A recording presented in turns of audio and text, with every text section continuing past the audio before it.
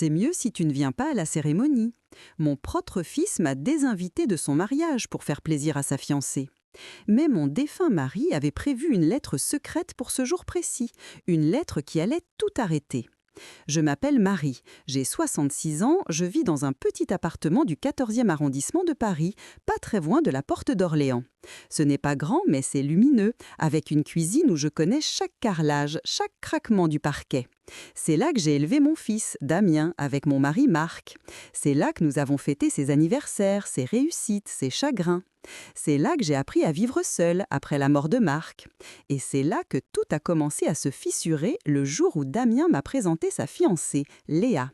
Léa venait d'un autre monde, une famille de Neuilly, aisée, très à l'aise avec le vouvoiement, les appellations maître, docteur, les déjeuners du dimanche dans des appartements où les tableaux ont toujours l'air trop chers pour être vrais. Elle était belle, bien habillée, toujours parfaitement coiffée, avec ce ton un peu sec des gens qui se croient polis parce qu'ils sourient en critiquant. Au début, j'ai vraiment essayé de l'aimer. Je me disais que ce n'était qu'une différence de milieu, de référence, qu'avec le temps, elle me verrait autrement que comme la mère de Damien.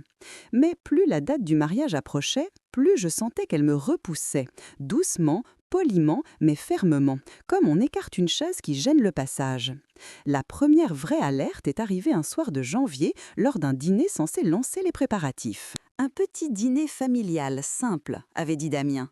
Il avait choisi un bistrot chic près de Saint-Germain-des-Prés, avec des banquettes en velours vert bouteille et des lustres en laiton. J'y suis arrivée en avance, comme toujours, avec ce mélange d'anxiété et de fierté qui vous serre la gorge quand votre enfant est sur le point de se marier. Quand je suis entrée, la table était déjà pleine.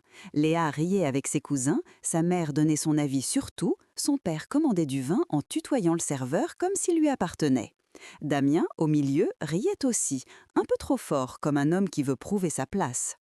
Léa m'a repéré la première. Son sourire s'est figé, légèrement trop tard pour que cela passe inaperçu. « Ah, la voilà, la maman de Damien », a-t-elle dit, comme si elle présentait une employée de mairie. Personne ne s'est levé pour m'embrasser, sauf Damien, qui s'est contenté de se tourner vers moi, m'offrant une accolade maladroite, presque gênée. Je me suis assise à côté de lui, mais je me suis sentie immédiatement en bout de table, même si ce n'était pas le cas physiquement. Les conversations tournaient autour du mariage, déjà bien avancé. Les fleurs seraient évidemment des pivoines, plus modernes que les roses. La cérémonie laïque aurait lieu dans le jardin d'un domaine en Sologne et le cocktail serait un vin d'honneur très épuré, très chic. Je n'étais au courant de rien. Je regardais les photos qu'il faisait défiler sur un iPad, 3 propositions de menus, 5 modèles de faire-part, des exemples de plans de table, et je découvrais en même temps que tout le monde que mon fils allait se marier dans un lieu dont j'ignorais le nom. « Et toi, Marie, tu pourras sûrement aider pour quelques petites choses, non ?» a demandé la mère de Léa, avec cette voix sucrée qui colle aux dents. « Des choses simples, hein, pas trop fatigantes. » Léa a ajouté, la bouche tordue d'un sourire poli. « Oui, des choses gérables. On ne veut pas te surcharger. Ce genre d'événement, c'est éprouvant pour... Enfin bref. » Pour les vieux, j'ai entendu, même si elle s'est arrêtée avant. Je me suis forcée à sourire. « Je peux aider à ce que vous voulez. Je suis la mère du marié tout de même, » ai-je dit, en essayant d'y mettre un peu d'humour. Léa a répondu, l'air faussement attendri. « Oui, bien sûr, mais tu sais, ce mariage, c'est astérisque, notre astérisque, projet. On a une certaine image en tête, on doit rester cohérent. » Là, j'ai senti quelque chose se tendre en moi. Une image, une cohérence. Et moi, où est-ce que je me plaçais là-dedans ? Plus tard dans la soirée, alors que je me taisais de plus en plus, préférant écouter plutôt que de risquer un commentaire mal reçu, un cousin de Léa a plaisanté en parlant des risques de faux pas vestimentaires le jour J, et quelqu'un a répondu « On briefera les invités, surtout ceux qui ont un style un peu provincial ». La tête de Léa avait glissé imperceptiblement vers moi à ce moment-là, juste assez pour que je comprenne. J'ai senti le rouge monter à mes joues. Mon cœur battait un peu plus vite. J'ai mangé mon dessert sans sentir le goût de la crème brûlée, sans entendre la musique qui passait en fond, sans capter les serveurs qui circulaient entre les tables. Je n'entendais plus qu'une chose, le rire léger, cristallin de Léa qui glissait comme un couteau sur une assiette. Quand je me suis levée pour partir, personne n'a vraiment protesté. Damien a regardé sa montre, Léa m'a embrassée du bout des lèvres. En sortant dans le froid humide de la rue, j'ai entendu, porté par un courant d'air, sa phrase lancée à mi-voix à l'une de ses cousines. Elle essaie, c'est mignon, mais elle fait tellement dépassée, on va devoir gérer ça. Le mot gérer m'a transpercé. On ne gère pas un parent, on l'aime ou au minimum on le respecte, ou on le laisse tranquille, mais on ne gère pas une mère comme un problème logistique. Je suis rentrée à pied jusqu'à mon arrêt de tram, comme on remonte une pente glissante, en faisant attention à ne pas tomber, à ne pas éclater en sanglots au milieu du boulevard. Les lumières des vitrines se reflétaient dans les flaques, les bus roulaient en soulevant des claques d'eau froide, des couples riaient, bras dessus bras dessous. Je me sentais soudain très vieille, très seule, très en trop.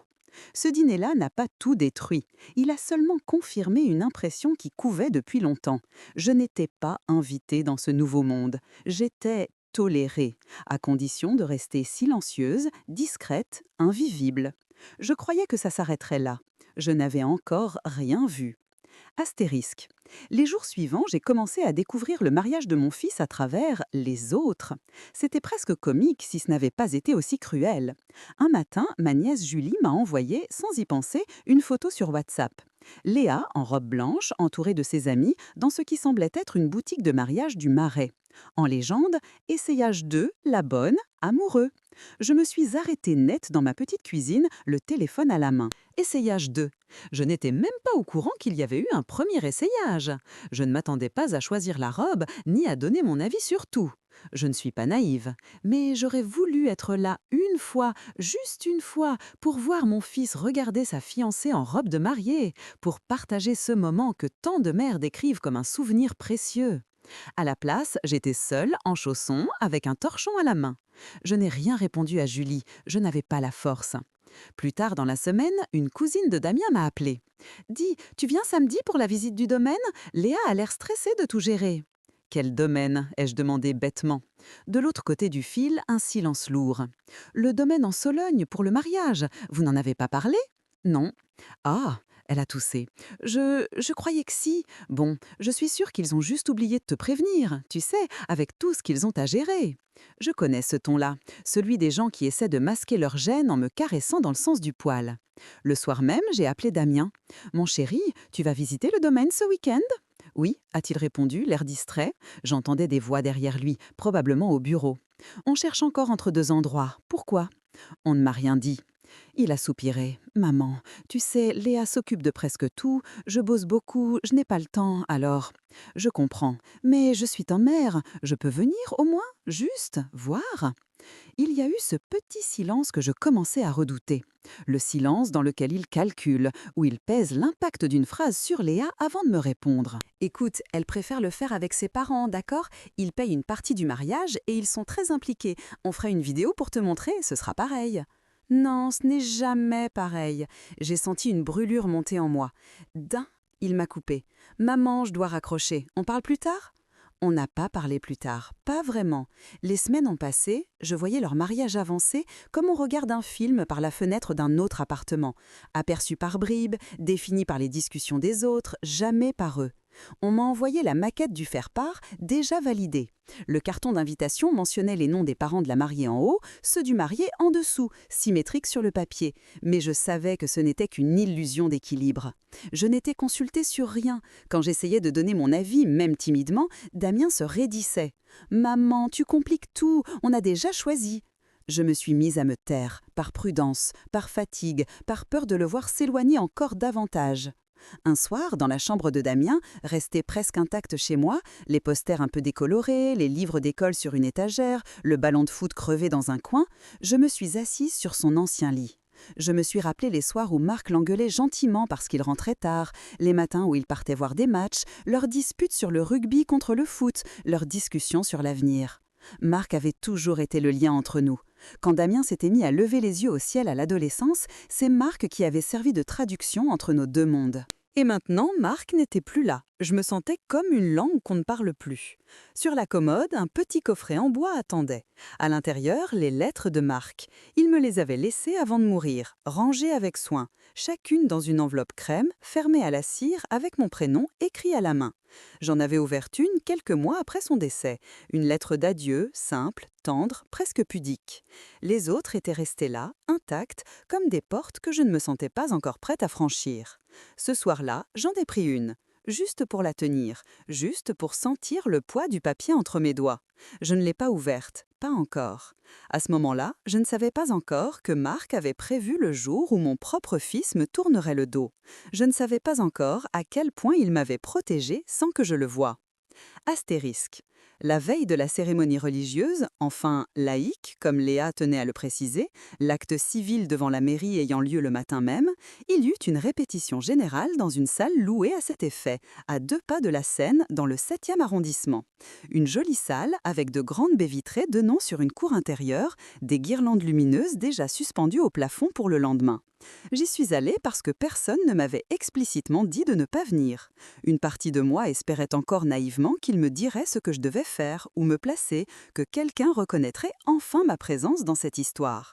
Quand je suis entrée, tout le monde était déjà là. Les témoins, les amis, la famille de Léa, bien rangés au premier rang, comme à l'église. La mère de Léa donnait des directives à une organisatrice d'événements qui courait partout avec un planning à la main. Damien parlait avec le maître de cérémonie, un ami de la famille de Léa. Les cousines riaient en répétant des discours. Personne ne vint à ma rencontre. Je m'approchais du groupe principal un peu hésitante quand l'organisatrice leva la main vers moi comme pour arrêter un taxi. « Ah, bonjour, vous êtes ?» « La mère de Damien », ai-je répondu. J'ai ressenti un petit vertige en disant ces mots. « Ah !» Elle a jeté un coup d'œil rapide à sa liste. « Oui, alors, normalement, vous vous installerez directement en salle le jour J. Là, on fait une répétition juste avec le cortège, les témoins, les parents des mariés qui doivent intervenir. Je suis le parent du marié, ai-je précisé. Elle a eu un sourire un peu gêné. Bien sûr, mais pour la cérémonie, c'est la mère de Léa qui sera accompagnée. Et... Sa voix s'est perdue. Elle a regardé derrière moi. Léa arrivait. « Marie, tu es là !» a-t-elle dit, comme si je m'étais invitée à une soirée privée. « Je n'ai reçu aucune consigne, » ai-je dit doucement. « Je voulais juste savoir ce que tu attends de moi demain, où tu veux que je m'assoie, si tu veux que je fasse quelque chose. » Elle a souri, mais ses yeux étaient durs. « Ne t'inquiète pas, tu n'auras rien à faire. Profite, reste juste assise, tranquillement. On veut une cérémonie fluide, moderne, pas trop chargée, tu vois, pas de trucs traditionnels ringards. » Comme moi donc. Normalement, la mère du marié est raccompagnée jusqu'à sa place, non ? A osé demander une tante de Damien à côté de nous. Léa a haussé les épaules. On n'est pas obligé de tout faire comme il y a 40 ans, on fait les choses à notre manière. Je sentais les regards se poser sur moi, furtifs, gênés, comme si j'étais l'invitée surprise d'un anniversaire, une chaise en trop.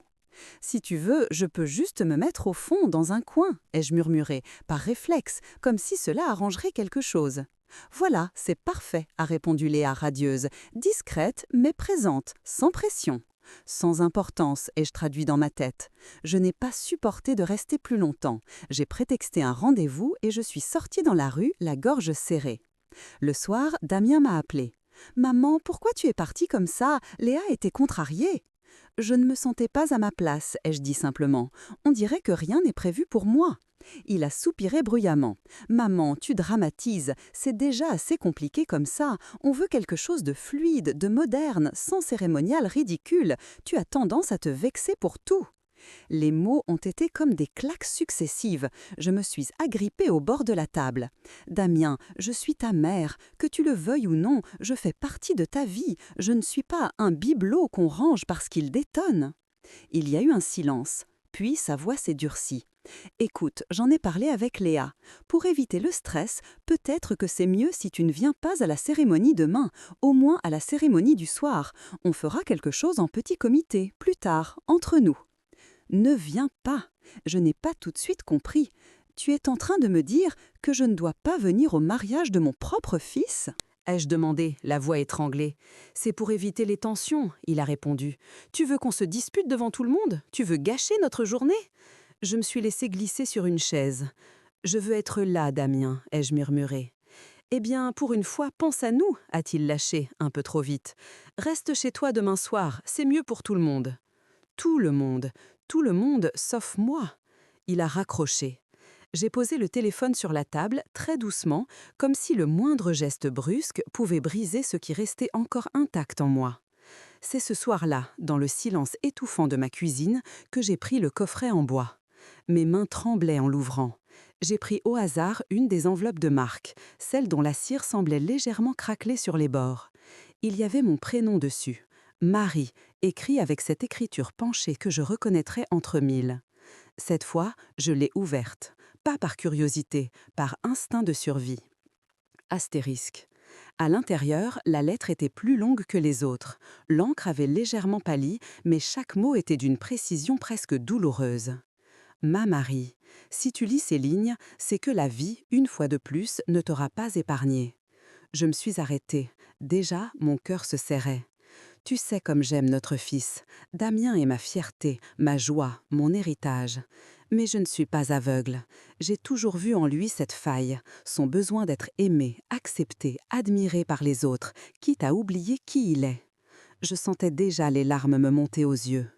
J'ai peur d'une chose, Marie. J'ai peur qu'un jour il rencontre quelqu'un qui l'éloigne de toi. Quelqu'un qui le convainque que tu es un obstacle, une honte, un poids. Et j'ai peur qu'il te laisse tomber pour avoir la paix. Si ce jour arrive, je ne veux pas que tu te battes seul. La suite était un coup de tonnerre dans ma poitrine. Va voir maître Arnaud Wess, il saura quoi faire. J'ai pris mes dispositions. Je me suis figée. Je connaissais ce nom. C'était l'avocat que Marc consultait pour ses affaires, un homme discret, de ceux qui parlent peu mais signent des papiers importants. Je savais qu'il gérait notre testament, l'appartement, quelques placements dont je ne m'occupais pas vraiment. Mais je n'avais jamais imaginé que Marc avait prévu ça. « Je ne peux pas t'éviter la peine, Marie », poursuivait la lettre, « mais je peux faire en sorte que tu ne sois pas effacée, ni de la vie de notre fils, ni de l'histoire de notre famille. Si Damien t'humilie, si on te bannit de sa vie, si on t'interdit d'assister à ces grands moments, alors je veux que ma voix résonne quand la tienne n'est plus entendue. Fais confiance à maître Wess, fais confiance à ce que j'ai mis en place. » La lettre se terminait par des mots d'amour, simples, limpides, comme seuls les siens savaient l'être. Je suis restée longtemps à la table, la lettre posée devant moi, les mains à plat sur le bois. Ma respiration était courte, je ressentais une colère sourde, mais surtout une tristesse écrasante mêlée d'une étrange reconnaissance. Marc avait vu venir quelque chose que je refusais de nommer. Il n'avait pas pu empêcher la douleur, mais il avait préparé une réponse, comme toujours. Le lendemain matin, je n'ai pas mis ma plus belle robe, je n'ai pas préparé un plat à apporter, je n'ai pas allumé la télévision pour me distraire de la cérémonie qui allait avoir lieu sans moi. Je me suis habillée simplement, j'ai pris mon sac, j'ai glissé la lettre dans une pochette et je suis allée prendre le bus pour aller voir maître Weiss. Ce que j'ai découvert dans son cabinet a changé le cours du mariage de mon fils et, d'une certaine façon, nos vies à tous. Le cabinet de maître Arnaud Weiss se trouvait dans un immeuble discret près de la place d'Enfer Rochereau, derrière une porte cochère qu'on pourrait prendre pour une entrée d'immeuble ordinaire. Une petite plaque dorée indiquait « Cabinet d'avocat, maître A. Weiss, droit de la famille, succession ». Quand j'ai poussé la porte vitrée, une odeur de cire d'abeille et de papier ancien m'a enveloppée. Une secrétaire m'a accueillie avec un sourire poli. « Bonjour madame, vous avez rendez-vous » ? Non, mais je suis la veuve de Marc Delorme et j'expliquais. Il m'a demandé de venir le voir dans une lettre. À la mention du nom de Marc, quelque chose a changé dans le regard de la secrétaire. Un instant, je vous prie. Elle a disparu derrière une porte à battants, puis est revenue quelques secondes plus tard. Maître Weiss peut vous recevoir tout de suite. Je suis entrée dans un bureau large, aux murs couverts de bibliothèques en bois sombre. Derrière un bureau massif, un homme d'une soixantaine d'années s'est levé. Cheveux gris, coupés courts, lunettes rondes, costume sombre parfaitement ajusté. « Madame Delorme », a-t-il dit avec une chaleur mesurée, en me tendant la main, « je me demandais quand vous viendriez. » Ces mots m'ont heurtée. « Vous m'attendiez ?» Il a hoché la tête, m'invitant à m'asseoir. « Votre mari m'a parlé de cette possibilité. Il m'a remis des instructions au cas où certaines choses se produiraient après sa mort. » J'ai sorti la lettre de mon sac, la posant devant lui. Il m'a dit de venir vous voir si notre fils me tournait le dos. Ma voix s'est brisée sur les derniers mots. Maître Weiss a posé cette lettre à côté d'un dossier déjà sorti sur lequel je distinguais le nom de Marc écrit sur une étiquette en carton. « Votre mari était un homme prévoyant », a-t-il dit calmement. Il m'a demandé de veiller à ce que sa volonté soit respectée, même dans des circonstances émotionnellement difficiles. Il a ouvert le dossier. À l'intérieur, plusieurs documents, certains tamponnés, d'autres manuscrits. Votre mari a rédigé un testament, vous le savez, a-t-il commencé. Il a également mis en place un dispositif juridique particulier autour de certains de ses biens, un portefeuille d'actions, des parts dans une société, quelques placements, pour les transmettre à Damien, mais sous certaines conditions. Je l'ai regardé, troublé. Quelles conditions? Il a pris une feuille, la posa devant lui, ajusta ses lunettes. Une clause est clairement écrite, je vous lis. Les biens listés dans l'annexe 2 seront transmis à mon fils, Damien Delorme, à l'occasion de son mariage, sous réserve que les conditions suivantes soient réunies. Que ma femme, Marie Delorme, soit invitée à la cérémonie et y assiste en qualité de mère du marié, traitée avec respect et installée parmi les invités d'honneur. Qu'aucune décision ne soit prise pour l'exclure ou la reléguer volontairement en marge de cet événement. Qu'elle ne fasse pas l'objet d'humiliations publiques liées à sa personne, à son âge ou à son milieu social. En cas de non-respect de ces conditions, la transmission des biens sera reportée à la date du 50e anniversaire de mon fils, avec réduction automatique de 50% de la part qui lui est destinée. Je suis restée sans voix. Il a vraiment écrit ça? Ai-je réussi à articuler. De sa main, a confirmé Maître Weiss. Je l'ai moi-même accompagné dans la rédaction. Je sentais mon cœur battre dans mes tempes. Damien avait toujours su que son père avait prévu quelque chose pour plus tard, mais il ne connaissait pas les détails. Moi non plus. Je n'avais jamais pensé que Marc irait jusqu'à lier l'héritage de son fils à la manière dont il me traiterait. Il s'attendait à ce que je vienne vous voir le jour de son mariage, ai-je demandé, la voix tremblante. Il n'avait pas de certitude, a répondu l'avocat, mais il voulait que, si vous vous sentiez exclu, vous ne restiez pas sans recours. Il m'a donné instruction d'intervenir, le cas échéant, avant la cérémonie. Il s'est penché vers moi, les mains jointes. C'est pour cela que je vous pose la question très simplement. Madame Delorme, vous a-t-on empêché d'assister au mariage de votre fils? J'ai senti les larmes affluer. On m'a demandé de ne pas venir. On m'a dit que ma présence était une source de tension, que je risquais de gâcher leur journée. Qui vous l'a dit? Mon fils, mais je sais très bien que ça venait d'elle, de Léa. Maître Weiss a hoché la tête, comme si tout cela confirmait quelque chose qu'il avait déjà envisagé. « Bien, a-t-il dit. Dans ce cas, je vais faire ce pourquoi votre mari m'a mandaté. » Il a sorti une enveloppe de son tiroir, plus petite que les autres documents, mais scellée de la même cire que la lettre que j'avais reçue. « Ceci est une lettre de votre mari, adressée à Damien, à lire le jour de son mariage. Il n'en connaît pas l'existence. Moi non plus, je ne l'ai jamais ouverte. C'était la condition. » Il l'a posée sur le bureau. « Aujourd'hui, je l'emmènerai au domaine en Sologne. Je vous y rejoindrai. Vous vous présenterez comme il se doit, en mère du marié. Si on tente de vous en empêcher, j'interviendrai immédiatement. Et, avant que quelque engagement soit pris, Damien lira cette lettre. Ensuite, ce sera à lui de choisir. » L'après-midi, la cérémonie laïque devait avoir lieu dans ce fameux domaine en Sologne, avec un parc, des pelouses tondues au millimètre, une allée bordée de buis qui remontait vers la maison principale. Une vraie carte postale pour magazine de mariage. Je me suis préparée comme on se prépare pour un jugement. J'ai pris ma robe bleu nuit, celle que j'avais mise au mariage de ma sœur 15 ans plus tôt. Je l'ai repassée avec soin. J'ai choisi un manteau beige, des chaussures confortables mais élégantes, un foulard en soie que Marc m'avait offert après un voyage à Lyon. Je me suis maquillée légèrement, j'ai attaché mes cheveux en chignon. En me regardant dans le miroir, j'ai vu une femme encore droite malgré les ans. Fatiguée, oui, blessée, certainement, mais pas brisée. J'ai glissé la lettre de Marc dans mon sac, j'avais l'impression de porter un talisman. Maître Weiss m'avait envoyé un message avec l'heure exacte à laquelle il arriverait, 15 heures, devant le portail du domaine. J'y suis parvenue un peu en avance grâce à un covoiturage que j'avais réservé discrètement.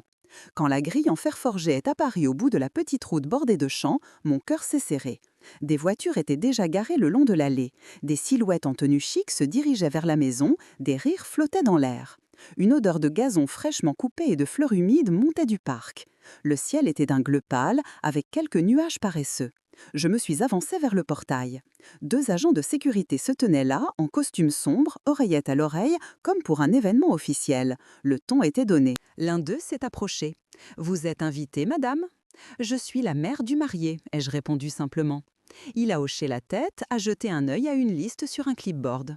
Je l'ai vu parcourir les noms avec son doigt, puis froncer légèrement les sourcils. Votre nom, s'il vous plaît?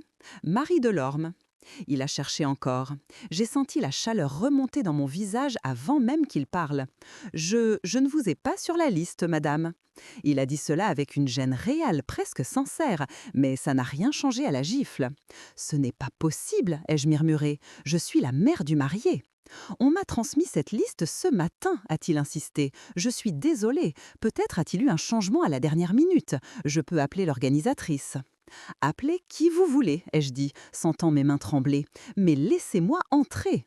Il a échangé un regard avec son collègue, puis a décroché son téléphone, parlant à voix basse. Quelques minutes plus tard, Léa est apparue au bout de l'allée en peignoir blanc, escortée par 2 de ses amis.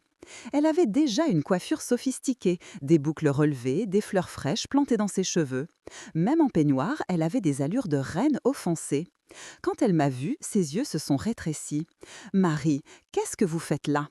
Vous, ce n'était plus le tutoiement qu'elle utilisait parfois, comme pour jouer à la belle-fille détendue. Là, le vouvoiement claquait comme une mise à distance. « Je suis venue au mariage de mon fils », ai-je répondu, là où une mère est censée être. Elle a levé les yeux au ciel, puis a fait un pas vers le portail, ignorante de la trentaine de regards qui commençaient à se tourner vers nous. « On s'est mis d'accord avec Damien », a-t-elle dit, la voix tendue. « Vous saviez que ce serait mieux si vous ne veniez pas. Vous ne faites que rajouter du stress. » « Je n'ai rien décidé du tout, ai-je répondu. On m'a demandé de ne pas venir, ce n'est pas la même chose, et je refuse. » Le garde a shifté son poids d'un pied sur l'autre, mal à l'aise. « Madame, je... » « Ce n'est pas votre problème, l'a interrompu Léa sèchement. Nous avons été très clairs. Certaines personnes ne sont pas adaptées à l'ambiance que nous voulons. Nous avons besoin de calme, d'une certaine image. Une certaine image. Je ne suis pas un élément de déco, ai-je dit très calmement. Je suis sa mère. Elle a souri, un sourire tranchant. Justement, et c'est pour ça que c'est compliqué. Vous arrivez toujours à tout dramatiser. On ne veut pas de scène aujourd'hui, pas de larmes, pas de reproches, pas de vieux conflits qui remontent. C'est un jour heureux. Et vous croyez que c'est heureux un mariage où la mère du marié est tenue à l'écart, ai-je demandé.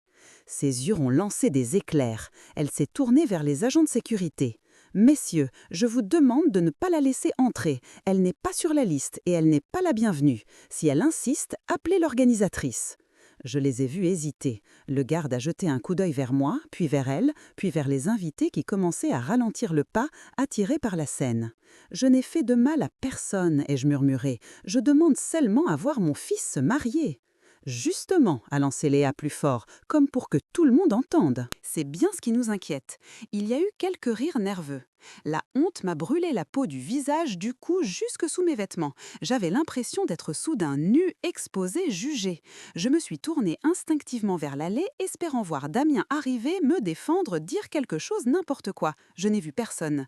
Je me préparais à reculer, à céder, à renoncer, quand une voix grave a retenti derrière moi. « Excusez-moi, mais il doit y avoir un malentendu. Cette femme n'est pas n'importe qui. » Je me suis retournée. Maître Weiss se tenait là, droit, en costume sombre, sa mallette à la main, son regard posé sur Léa avec une politesse glacée. « Elle est la mère du marié, a-t-il dit, et elle entre. » Léa l'a détaillé de haut en bas, agacée. « Et vous êtes ?» Il a sorti une carte de visite de sa poche intérieure et la lui a tendue. Elle l'a prise du bout des doigts, comme si elle s'attendait à ce qu'elle brûle. « Avocat ?» a-t-elle lu. « D'accord, mais nous avons déjà un auteur qui s'occupe de tout, merci. » « Je ne suis pas ici pour vos intérêts, a répondu calmement Maître Weiss. Je représente les intérêts de feu Marc Delorme, le père de Damien. Et je suis ici parce qu'il m'a mandaté précisément pour ce jour. » Un silence lourd est tombé autour de nous. Léa a froncé les sourcils. Je ne vois pas le rapport. Il a légèrement incliné la tête, comme on s'excuse d'avance d'être désagréable. Le rapport, mademoiselle, est le suivant. Si la mère du marié n'est pas autorisée à assister à cette cérémonie en tant qu'invitée d'honneur, alors le dispositif successoral prévu par son père ne sera pas activé. Les mots ont ricoché dans l'air. Dispositif successoral, prévu par son père. Je n'ai pas eu besoin d'être experte en droit pour comprendre ce que cela signifiait. riait. La fortune de Marc n'était pas un sujet dont on parlait souvent. Il avait toujours été discret, mais je savais qu'il avait réussi sa carrière dans une société d'ingénierie, qu'il avait investi intelligemment dans quelques biens immobiliers, dans une petite société de services informatiques. Je savais aussi qu'il avait mis de côté pour Damien, pour plus tard, comme il disait. Léa, elle, savait très bien ce que cela voulait dire. Elle avait trop insisté ces derniers temps pour que nous fassions le point sur les patrimoines respectifs pour que cela soit un hasard. « Qu'est-ce que vous racontez » a-t-elle balbutié, perdant pour la première fois un peu de sa superbe. Damien a déjà reçu ce qu'il devait recevoir. Le reste ? Non, a coupé l'avocat. Ce qui a été transmis jusqu'ici n'est qu'une partie, une petite partie. Le reste est conditionné à la façon dont cette journée se déroule. Et pour le moment, son regard a balayé la scène, les agents de sécurité, ma position derrière le portail, je crains que ce ne soit pas très bien parti. Une petite rumeur s'est propagée parmi les invités. Certains se sont approchés, d'autres ont fait semblant de ne rien entendre tout en tendant l'oreille. « C'est ridicule !» a lâché Léa. « On ne va pas laisser un avocat et elle m'a désigné d'un geste vague, ça, ruiner notre mariage. Je ne sais pas ce qui m'a le plus blessé, le ton ou le ça. Votre fiancé doit être informé des conséquences de vos décisions, a continué Maître Weiss, avant de prononcer quoi que ce soit devant témoin. Il n'a pas besoin de ça, a-t-elle répliqué. Il est assez grand pour décider sans qu'on le manipule. C'est ce que votre beau-père avait compris, oui, a répondu l'avocat presque avec douceur. Et c'est bien pour cela qu'il a laissé des instructions. À ce moment-là, comme si quelqu'un l'avait finalement prévenu, Damien est apparu, en costume bleu nuit, chemise blanche impeccable, cravate soigneusement nouée. Il avait l'air d'un homme qu'on a habillé pour une vie qui n'est pas exactement la sienne. Quand il m'a vu, puis a vu l'avocat à mes côtés, puis le portail fermé, son visage a changé. « Qu'est-ce qu'il se passe » a-t-il demandé. Léa s'est précipitée vers lui tout en larmes retenues et indignation contrôlée. « Ta mère s'est pointée sans prévenir » a-t-elle lancé. « On lui a expliqué que c'était mieux pour tout le monde qu'elle ne vienne pas et elle a amené un avocat. Tu te rends compte ? Elle essaie de saboter notre mariage. » Damien m'a regardé, un regard long, trop long. « Maman ?» Je me suis sentie soudain très petite. « On m'a simplement demandé de rester chez moi, ai-je répondu. Mais je n'ai jamais accepté, je veux être là. » L'avocat a pris la parole, posé, précis. « Monsieur Delorme, votre père m'a confié certaines instructions à appliquer le jour de votre mariage. Elles concernent notamment la présence de votre mère à vos côtés. Avant que tout cela n'aille plus loin, je dois vous remettre une lettre, la dernière qu'il vous a adressée. » Il a sorti l'enveloppe scellée. Damien l'a regardée comme on regarde une bombe. « C'est de mon père ?» De sa main, oui. Léa a tenté de s'interposer. « C'est n'importe quoi, Daniel. Tu n'as pas à écouter ça. C'est ta journée, pas celle de ton père, ni celle de ta mère. » « Il doit la lire, » a dit Maître Weiss. « C'est ce que son père a demandé et ce n'est pas négociable, au regard des dispositions qu'il a prises. » Damien a tendu la main, hésitant, puis a pris l'enveloppe. Je voyais ses doigts trembler légèrement. « Je te jure, si tu ouvres ça, ils vont t'embrouiller, » insistait Léa. « On est déjà en retard, tout le monde nous attend, on a autre chose à faire que de gérer tes histoires de famille. » Ma gorge s'est serrée. « Mes histoires de famille ?»« Je dois la lire, » a dit Damien d'une voix sourde. « C'est mon père. » Il s'est éloigné de quelques pas, toujours dans l'allée, à distance raisonnable des invités, mais suffisamment près pour que ceux du premier rang profitent du spectacle. Il a cassé le seau de cire. L'enveloppe a fait un petit bruit sec. Je n'entendais plus rien, ni les oiseaux, ni le vent, ni les chuchotements, juste le froissement du papier. Damien a baissé les yeux sur la lettre. Son visage s'est décomposé. Il n'avait pas lu plus de 2 lignes que la couleur quittait déjà ses joues. Il a lu encore, les lèvres remuant un peu, comme s'il murmurait les mots de Marc. Je priais silencieusement, sans adresse précise, juste pour tenir debout. Au bout d'un moment, sa main s'est mise à trembler si fort que la feuille a vibré. Il a fermé les yeux une seconde, puis a repris sa lecture. « Qu'est-ce qu'il dit ?» s'est impatientée Léa, incapable de garder le silence plus longtemps. Damien n'a pas répondu. Il a seulement inspiré profondément. Puis, à mi-voix, devant tout le monde, il a commencé à lire à haute voix un extrait de la lettre. « Mon fils, si tu lis ces mots, c'est qu'un jour que j'ai redouté est arrivé.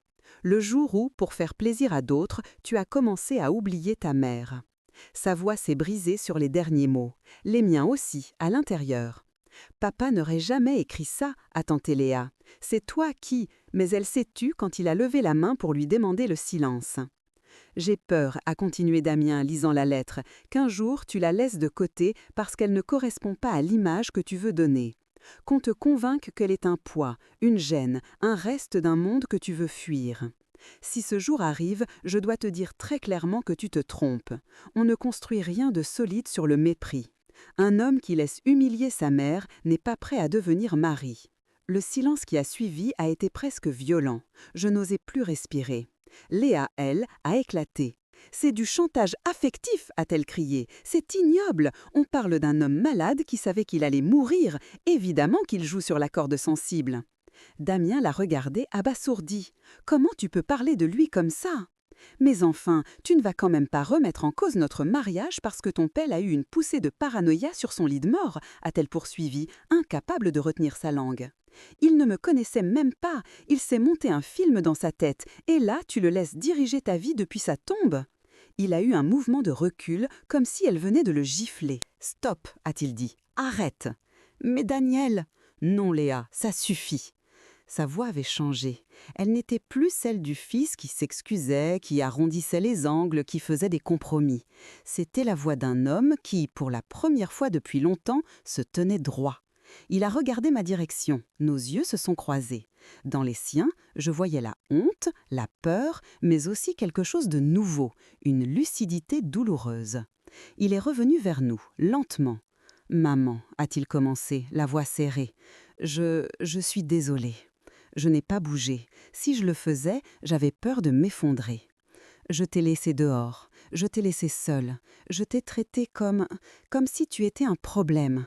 Je ne sais même plus quand j'ai commencé à te voir comme ça. Je me suis laissée embarquer. C'était plus simple de me taire que de t'écouter. » Des larmes ont glissé sur ses joues. « Papa a raison, a-t-il murmuré. J'ai perdu de vue l'essentiel. » Léa n'en revenait pas. « Tu es sérieux ?» a-t-elle lâché. « Tu vas me faire la leçon le jour de notre mariage, devant tout le monde, pour défendre ça ?» Elle m'a encore désignée comme une chose, pas une personne, pas une mère, un obstacle. Damien a respiré profondément. Puis il a dit, très doucement, « Tu parles de ma mère, Léa, de celle qui t'a accueillie chez nous au début, qui t'a préparé des plats, qui a essayé de comprendre ton monde, alors que toi, tu n'as jamais fait l'effort d'entrer dans le sien. » « Elle ne m'a jamais acceptée, » a répliqué Léa. « Elle me juge depuis le début. » « Elle ne t'a pas jugé, elle t'a supporté, » a répondu mon fils, sans hausser la voix. « Et moi, j'ai fermé les yeux quand tu te moquais d'elle, quand tu la reprenais pour la moindre phrase, quand tu faisais des commentaires sur ses vêtements, sur ses habitudes. Je t'ai laissé installer l'idée qu'elle était déplacée. » Il a secoué la tête. « Je n'ai pas envie de devenir ce genre d'homme. »« Quel genre ?» a craché Léa.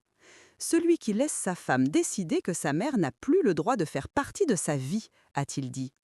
L'avocat a pris alors la parole, comme pour ponctuer la scène. « Je dois ajouter une précision, a-t-il dit. Votre père a lié les principales dispositions de son testament à cet événement. S'il constate, par la preuve qui m'est apportée aujourd'hui, que votre mère est exclue, humiliée ou empêchée d'assister à ce mariage, il a écrit ceci. » Il a pris un autre document. « Je considère que mon fils n'est pas en mesure de respecter la mémoire familiale. Dans ce cas, la transmission à son profit sera différée et réduite. Les biens en question resteront sous administration au bénéfice de sa mère jusqu'à ce qu'il ait prouvé par ses actes qu'il sait à nouveau l'honorer. » Damien a fermé les yeux. Léa, elle, a blêmi. En clair, a résumé Maître Weiss, si nous continuons ainsi, ce mariage ne pourra pas être le lieu de la transmission souhaitée, ni symboliquement, ni financièrement. Léa a perdu le contrôle du peu de vernis qui lui restait. « Voilà !» a-t-elle hurlé. « On y est! Tout ça n'est qu'une histoire d'argent. Il veut t'acheter avec son héritage. Et toi, tu te laisses manipuler !» « Non, » a répondu Damien calmement. « Il essaie de me rappeler qui je suis. »« Et de te montrer qui tu es !» Les mots ont claqué dans l'air comme un coup de fouet. « Tu es en train de tout gâcher !» a poursuivi Léa, à moitié en larmes, à moitié furieuse. « On a invité tout le monde. Mes parents ont payé le traiteur, la tante, le DJ, tout. Tu veux les humilier? Tu crois que c'est avec ta petite mère qui vit dans son 2 pièces à Paris que tu vas t'assurer un avenir ?» La haine nue venait d'apparaître au grand jour. La phrase a été de trop. On aurait dit que Damien avait attendu ce moment-là pour se décider vraiment. Il a redressé les épaules, ses traits se sont durcis. « On ne parle pas de mon avenir financier », a-t-il dit. « On parle de mon avenir tout court. Et je n'ai pas envie de le passer avec quelqu'un qui méprise ma famille de cette façon. » Un silence plus lourd que tous les autres est tombé. « Qu'est-ce que tu veux dire ?» a demandé Léa, la voix soudain fragile. Il l'a regardé droit dans les yeux. « Ce mariage n'aura pas lieu », a-t-il dit. Je ne sais pas lequel de nous trois a le plus vacillé à ce moment-là. Léa, pour qui le sol venait de s'ouvrir. Moi, qui n'avais jamais imaginé que mon fils irait jusque-là. Ou lui, qui venait d'arracher d'un seul geste des mois de préparatifs, mais aussi des années d'aveuglement. « Tu plaisantes » a murmuré Léa. « Dis-moi que tu plaisantes. » « Non » a-t-il répondu doucement. « Je ne plaisante pas. J'aurais dû ouvrir les yeux bien plus tôt, mais je refuse d'épouser quelqu'un qui ne respecte pas ma mère. » Elle a éclaté, littéralement. « Tu es malade, tu es complètement malade » a-t-elle hurlé. « Tu vas regretter ce jour toute ta vie. Tu crois que tu retrouveras quelqu'un comme moi? Tu crois qu'une autre fille supportera ta petite vie minable, ta famille, ta mère collante, tes états d'âme? Tu rêves !» Plus elle parlait, plus les invités s'éloignaient, certains par malaise, d'autres par peur de se retrouver au milieu d'un éclat de rage incontrôlé. Damien ne bougeait pas. « Je préfère être seule », a-t-il répondu, « que de construire ma vie sur le mépris. » Léa a arraché son bouquet des mains d'une demoiselle d'honneur, l'a jeté au sol, a arraché quelques fleurs, puis a tourné les talons en sanglotant de rage. « Je me marierai avec quelqu'un qui le mérite, moi », a-t-elle lancé en disparaissant dans l'allée. Ses parents l'ont suivi, hagards, murmurant des choses à propos du traiteur, des acomptes, de la honte, du scandale. Lentement, la course est vidée. Les gens sont partis par petits groupes, certains s'arrêtant pour glisser à Damien des phrases comme « Prends soin de toi, tu as fait ce qu'il fallait » ou simplement un regard triste. Je suis restée, je ne pouvais pas bouger, je ne savais pas si j'étais soulagée, terrifiée, fière ou brisée, peut-être un peu de tout à la fois. Damien a fini par se tourner vers moi. « Maman » a-t-il redit. Je me suis avancée, encore sur mes gardes. Je craignais presque qu'il change d'avis, qu'il s'effondre, qu'il m'en veuille de ce qu'il venait de se passer. Au lieu de ça, il a pris mes mains dans les siennes. « Je suis désolé » a-t-il répété. « Je n'ai pas le droit de te demander pardon et de tout effacer d'un coup, je le sais, mais laisse-moi essayer. » J'ai senti mes yeux se brouiller. « Tu m'as fait très mal » ai-je murmuré. « Quand tu m'as dit de ne pas venir, j'ai eu l'impression que tu me rayais. » Il a fermé les yeux, une larme roulant sur sa joue. « C'est exactement ce que j'ai fait » a-t-il dit. « Et j'en ai honte. J'ai laissé quelqu'un me convaincre que tu n'étais qu'un élément gênant de ma vie. Papa avait raison, j'ai préféré la facilité à la vérité. » Je caressais son visage du bout des doigts, comme quand il était petit. « L'essentiel, c'est que tu t'en sois rendu compte » ai-je dit, la voix cassée. Il a hoché la tête. « Je ne sais pas comment on va faire maintenant » a-t-il avoué. « Je ne sais pas si je vais perdre des amis, si sa famille va nous traîner dans la boue, si un jour je me pardonnerai d'avoir été aussi lâche. Mais je sais une chose, je ne veux plus jamais te mettre dehors de ma vie. Plus jamais. » Je l'ai pris dans mes bras. On a pleuré tous les deux, debout dans cette cour décorée pour une fête qui n'aurait pas lieu. Au loin, le personnel démontait déjà une partie du matériel. Les nappes blanches qu'on replie, les chaises qu'on empile, les guirlandes que l'on décroche, tout cela faisait un bruit de fin de spectacle. « Et l'héritage » ai-je fini par demander, plus tard quand nous avons trouvé un coin de table dans la salle vide pour boire un verre d'eau. « Honnêtement » a-t-il répondu, « je m'en fiche pour l'instant. Papa a voulu que cet argent soit lié au respect que j'ai pour toi. Je le comprends maintenant. Je ne veux pas le toucher tant que je n'aurai pas prouvé que je suis digne de ça. » Je l'ai regardé longtemps, mon fils, celui qui m'avait blessé si profondément, mais qui, à cet instant, me rappelait l'adolescent maladroit qui venait s'excuser après une crise, incapable de soutenir mon regard. « Je crois que tu viens de faire un premier pas » ai-je dit. Le soir, il m'a raccompagné à Paris en voiture. Le trajet était silencieux par moments, ponctué de bribes de conversation à d'autres. On a parlé de Marc, de ses phrases toutes faites, de ses blagues un peu lourdes, de sa façon de froncer les sourcils quand il réfléchissait. On a ri, on a pleuré un peu, on a surtout respiré ensemble. Dans mon salon, plus tard, seule à nouveau, je me suis assise avec la lettre de Marc. Je l'ai relue, lentement. Chaque mot était un fil qu'il avait tendu à travers le temps.